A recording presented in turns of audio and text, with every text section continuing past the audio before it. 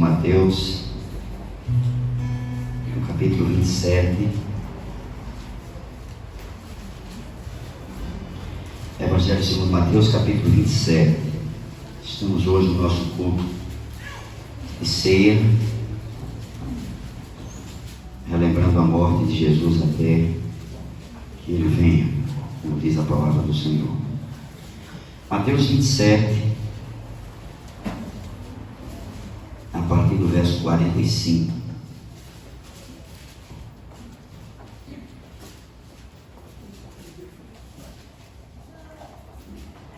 Mateus 27, a partir do 45. Todos acharam?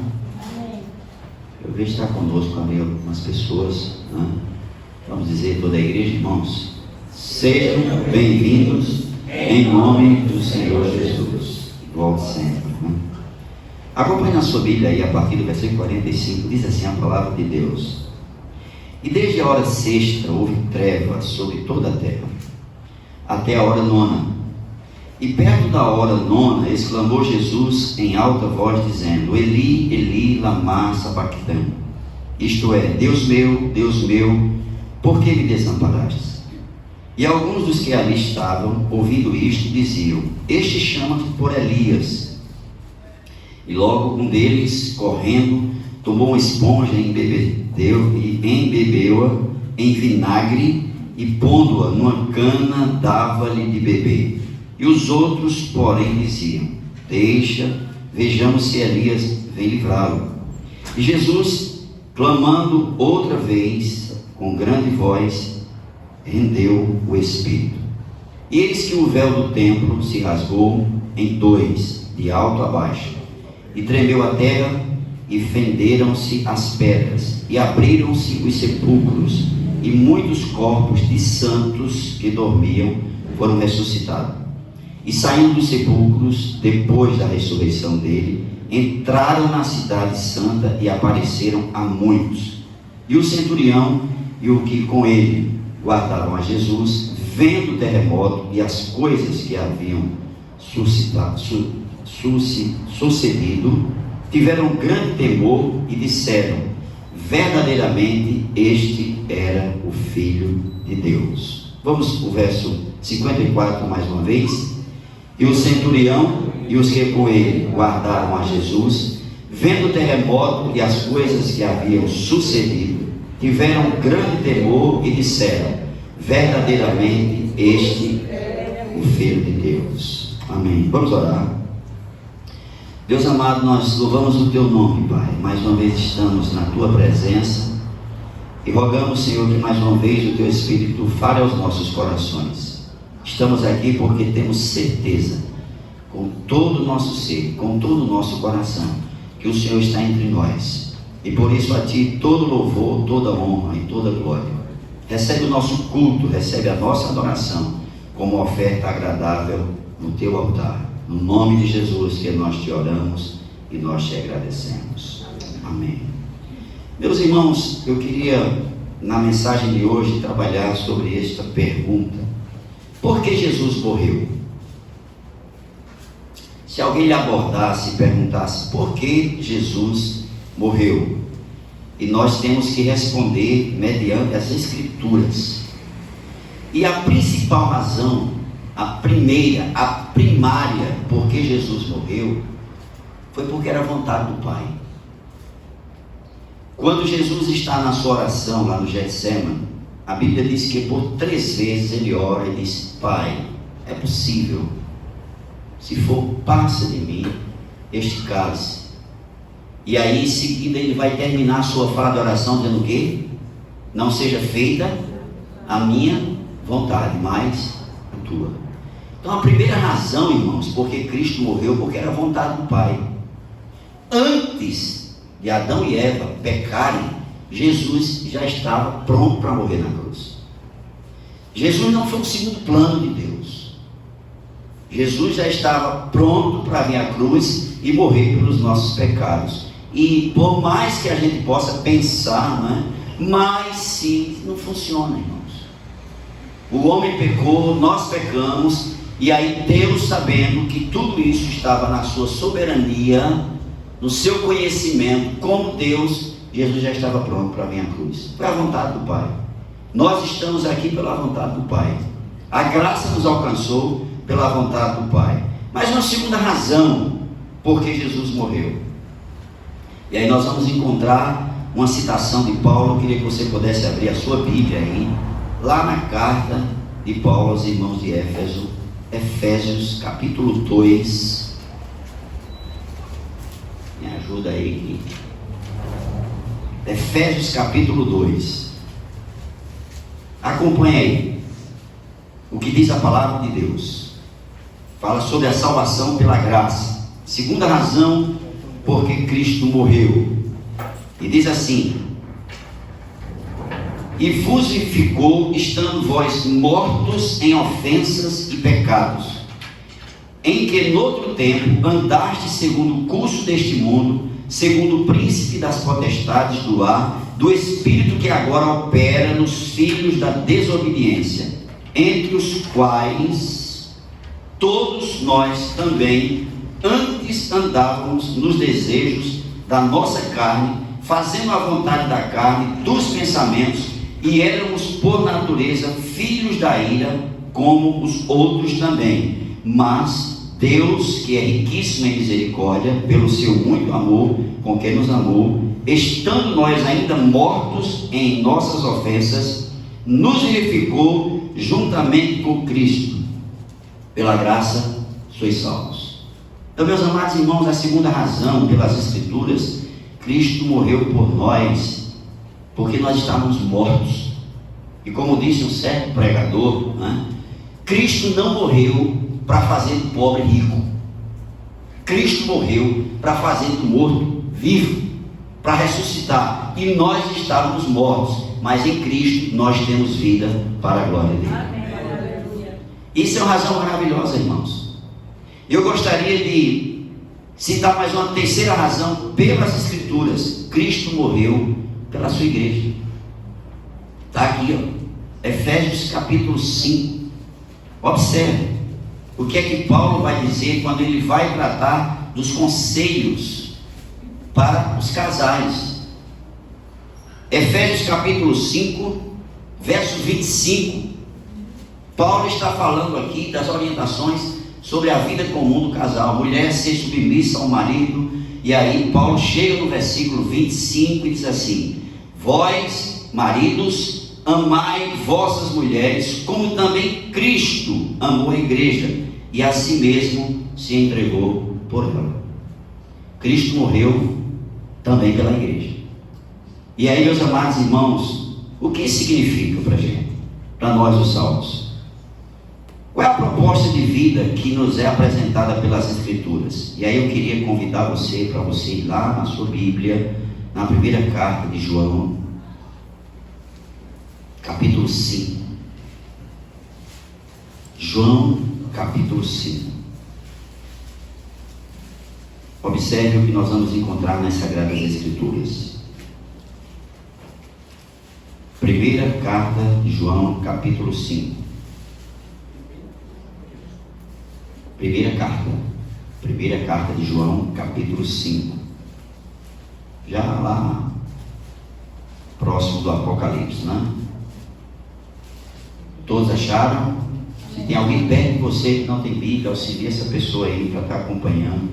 Irmãos, o que significa verdadeiramente esse novo nascimento? O que de fato de verdade é a declaração ser nova criatura, como Paulo diz? Se alguém está em Cristo, ele é nova criatura. As coisas velhas passaram e tudo se fez novo.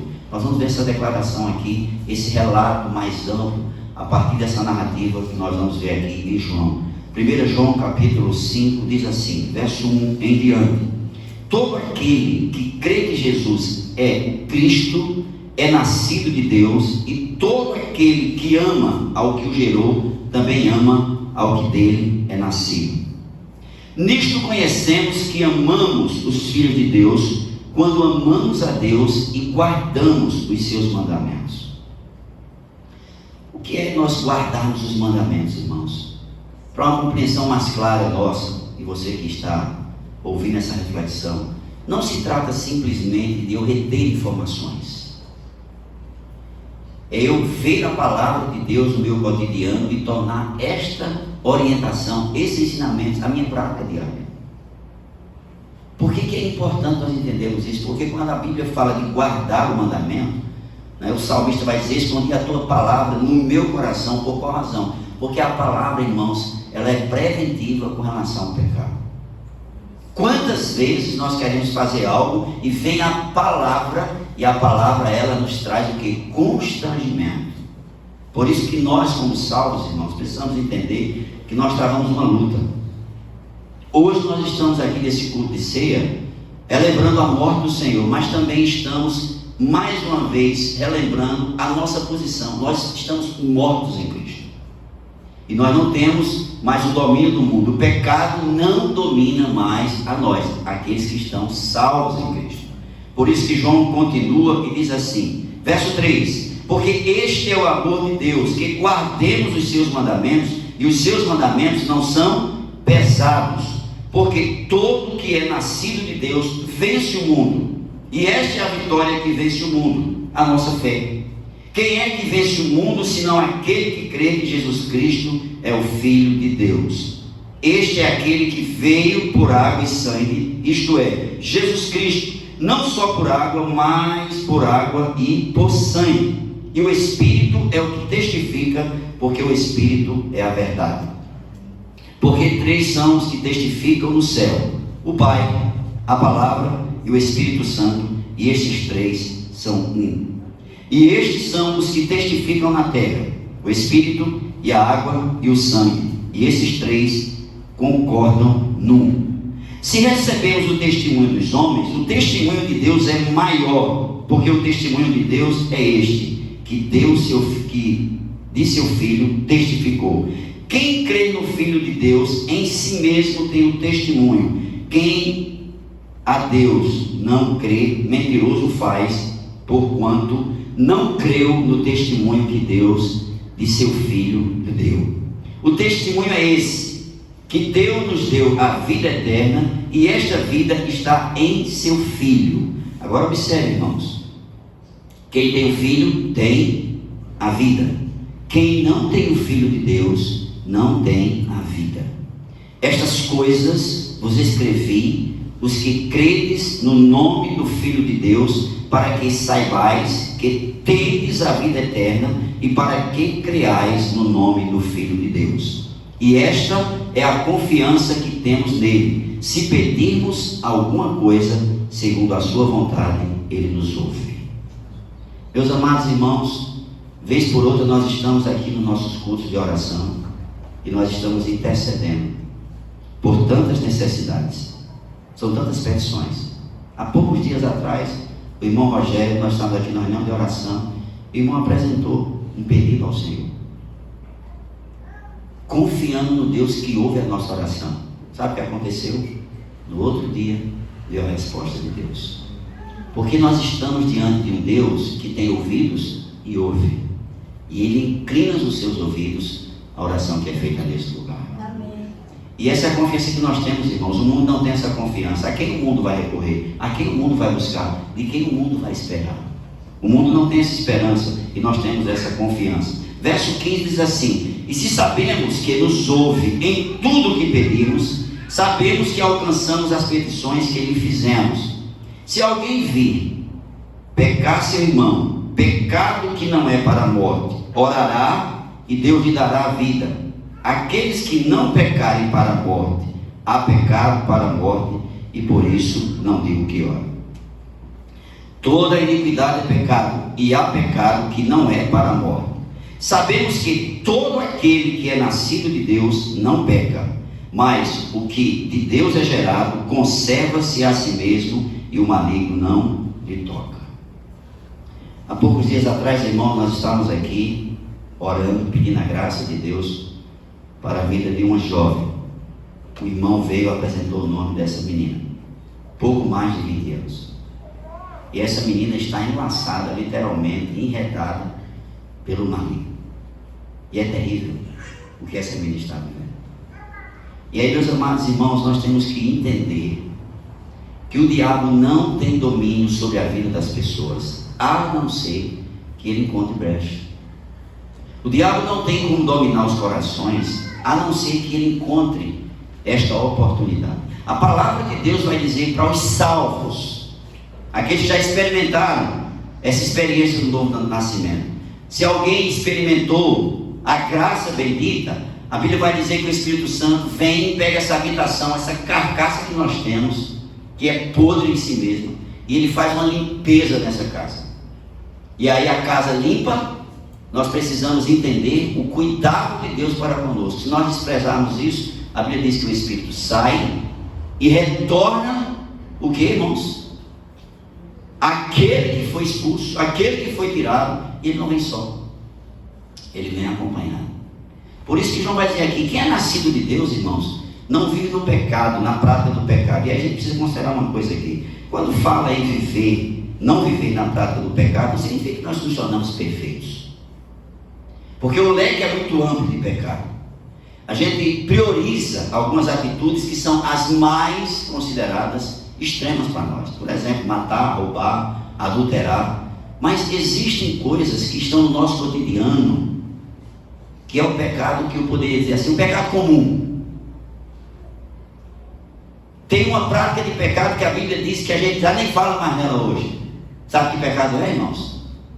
E que muitas vezes nós estamos aí, cometendo, nem sequer já percebemos mais, que a Bíblia classifica também como pecado. A comida, quando ela é ingerida de forma desordenada. É interessante, irmãos, porque é justamente para uma igreja, e Paulo escreve uma única vez, falando sobre esse momento aqui, a ceia do Senhor, e Paulo introduz essa fala, tratando sobre isso com aquela igreja, a igreja de Corinto. É porque quando a gente vai para a ceia, a gente só lê a parte do 23 em diante. Mas se nós formos ler o começo do capítulo, do versículo 1, Paulo começa dizendo, quando vocês se reúnem, vocês não se reúnem para melhor, vocês se reúnem para pior. Paulo estava falando para a igreja de Cristo lá em Corinto. E Paulo diz assim, porque quando vocês se reúnem, tem alguns que comem excessivamente. E Paulo diz assim, vocês têm casa para fazer isso. E alguns que tinham muita condição, comiam muito, e os que não tinham como fazer isso. E é impressionante, irmãos, porque Paulo vai dizer nessa carta, que quando eles bebiam, alguns se embriagavam. Não é a celebração que nós fazemos hoje com um cálicezinho muito modesto no sentido de porção, e é o suco de uva. Paulo vai falar disso. A igreja estava exercendo glutonaria e alguns estavam se embriagando, isso trazendo o quê? Fragilidade emocional e espiritual para a igreja. Então o que João está dizendo aqui? Que aquele que é nascido de Deus não vive na prática do pecado. João está falando aqui é que esse desejo não domina mais a gente, irmãos. Talvez entre nós aqui, não sei, alguns irmãos já enveredaram pelo alcoolismo. E é um desafio. Existem áreas das nossas vidas que nós já passamos por ela e que não é fácil nós nos mantermos longe disso. Por isso, irmãos, que Paulo, em uma de suas cartas, vai dizer assim, olha, eu prego algo e em seguida eu estou esmurrando o meu próprio corpo, para que eu não venha pregar algo e eu venha me encontrar desqualificado naquilo. Então o que João está mostrando para nós aqui, irmãos, é que o pecado não tem mais domínio sobre a gente. Isso não significa que o desejo não possa vir. Isso significa que o desejo bate até a nossa porta. Como Deus disse lá a Caim. Deus disse, Caim, o pecado está batendo a tua porta, mas compete a você dominar o pecado. E aí, meus amados irmãos, essas orientações nos servem de alerta. E aí nós vamos ver que no verso 19 diz assim, sabemos que somos de Deus e que todo mundo jaz no maligno. O que significa a expressão jaz? Está. Meus amados irmãos, hoje mesmo nós tivemos a oportunidade de sair um pouco de casa e passamos por alguns lugares, e me chama a atenção quando nós chegamos em lugares onde o ambiente é um ambiente mundano. Às vezes eu fico olhando, irmãos, e pensando nas gerações que virão posteriormente. A geração que os nossos netos vão encontrar. Houve um tempo, irmãos, que os homens iam para uma mesa de bar. Era a roda de amigos. A esposa não ia. E os filhos, muito menos. Qual é a realidade hoje? Hoje, irmãos, as crianças estão aprendendo com os pais. Porque não nos enganemos. Quando a Bíblia diz ensina a criança, não está falando apenas de orientação que nós passamos para os filhos. Eles vendo a gente. E isso é tão interessante, irmãos, porque observe, o gosto, né, pelas comidas é muito variável. Mas muitas vezes os nossos filhos vão sendo acostumados a gostar daquilo que nós gostamos. A mesma coisa se aplica a isso. E eu estava vendo, irmãos, às vezes eu olho, hoje nós fomos participar num culto de louvor a Deus em ações de graça, né? O irmão Antônio com a sua esposa estava oferecendo a Deus esse culto, 50 anos de casado. Nós estávamos ali numa casa ampla, com umas 30 pessoas, 99% todo mundo de máscara. Eu olho para os irmãos aqui, alguns irmãos estão de máscara. É um desconforto muito grande, irmãos, muito grande, mas é o momento que nós estamos vivendo. Mas o mais impressionante é que quando nós chegamos nesses lugares, né? Hoje o pastor Ailton estava me falando, a partir de segunda-feira, observe, vai ser estendida o percentual de pessoas que vão poder estar presentes nos restaurantes, nos bares, vai aumentar para 70% da capacidade dos bares podem ser ocupados. A igreja ainda continua sendo sacrificada nisso. E é isso que me chama a atenção. E você não vai encontrar no único bar, nem quem está vendendo as coisas está de máscara. Mas nós na igreja, né? E aí, como nós vamos estar, quero dizer para os irmãos, fazendo um parênteses aqui, a partir do próximo mês, no segundo domingo do próximo mês, nós estaremos retomando a nossa escola bíblica dominical. Então toda a igreja está convidada. E eu quero convidar você a trazer suas crianças. Traga suas crianças mesmo. Hoje eu estava conversando com um irmão da igreja do Vale da Bênção e ele falando sobre isso, não é? Que ficaram maravilhados, porque tiveram um culto a semana passada e tinha muitas crianças. Traga, irmãos, porque nós estamos correndo risco de que as nossas crianças percam a disposição pelas coisas de Deus. Porque não precisa muita coisa não, irmãos, não precisa muito tempo não, para a gente experimentar essa mornidão, essa falta de disposição também para as coisas de Deus, que tantas vezes eu falo aqui, até de forma exaustiva. Quando a gente tem disposição para o secular, do dia a dia, temos que ter. Eu nesse tempo estou trabalhando e trabalhando bastante. Mas quando a gente vem para as coisas de Deus, o pastor Ailton estava falando sobre isso hoje. Ele chegou num ambiente super lotado, estava uma irmã lá, e a irmã ficou constrangida e chegou para o pastor e disse assim: pastor, eu estou aqui resolvendo uma questão da minha filha. E eu não estou indo para a igreja para não ser contaminado. É só a igreja que contamina, irmãos. É só na igreja que nós podemos ter essa grande probabilidade de um contágio. Não se trata de ser irresponsável.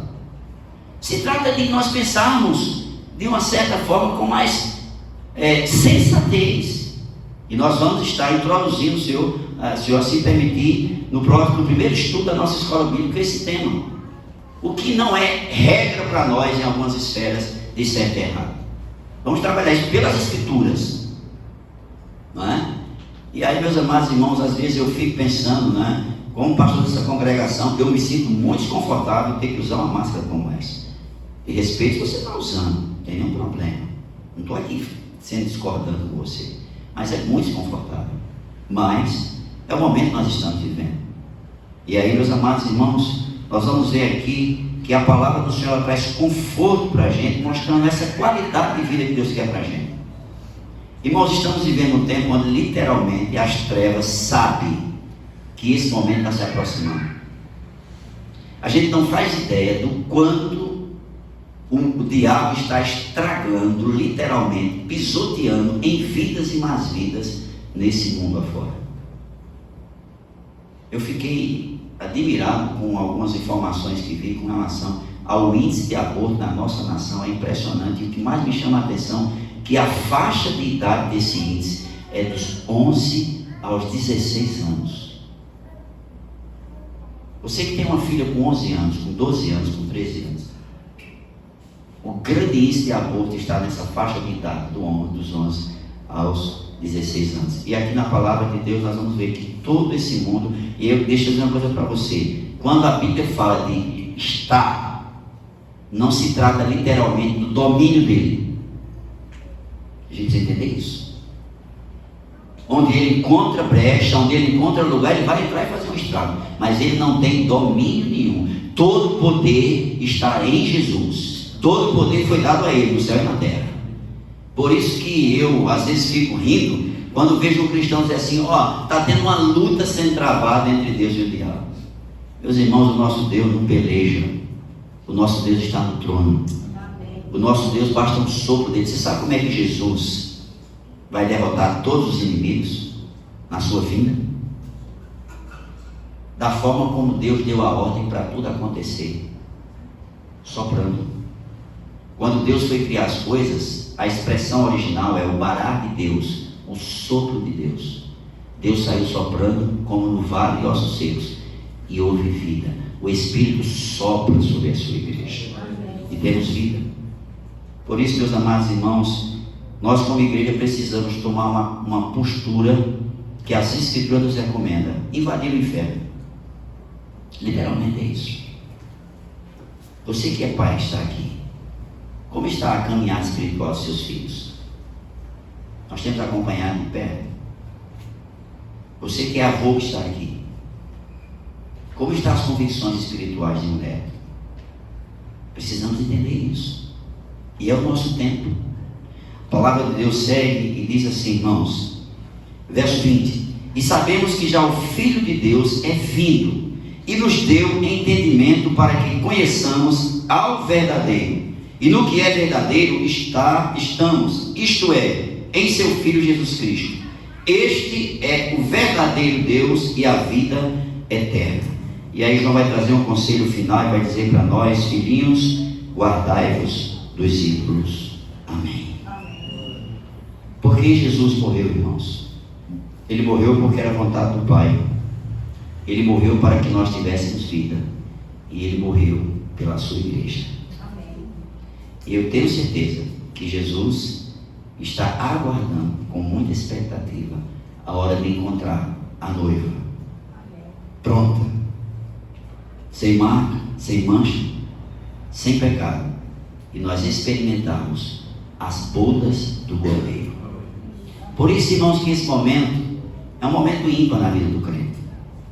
Nós temos que participar desse momento. Cada vez que nós pegamos esse pedacinho de pão, pegamos esse cálice, nós vamos relembrar aquilo que Jesus prometeu aos seus discípulos naquele lugar, apenas com 12 homens. Ele disse: olha, eu vou morrer, mas eu vou ressuscitar. E quando Cristo ressuscitou, ele trouxe vida e vida com abundância para cada um de nós. E aí, meus amados irmãos, você faz ideia do que é viver aqui sem essa esperança?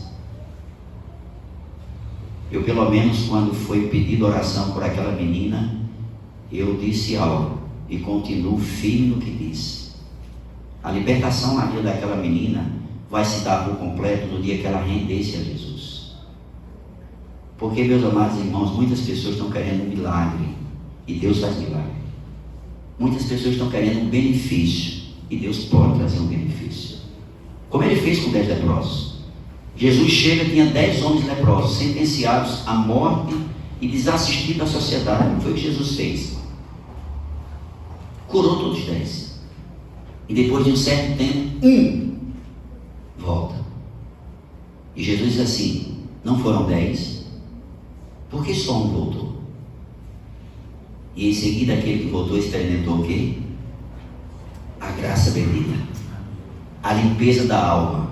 Sabe por quê, irmãos? Porque o físico, ele pode ser curado, como eu já fui curado por Deus, e Deus continua curando.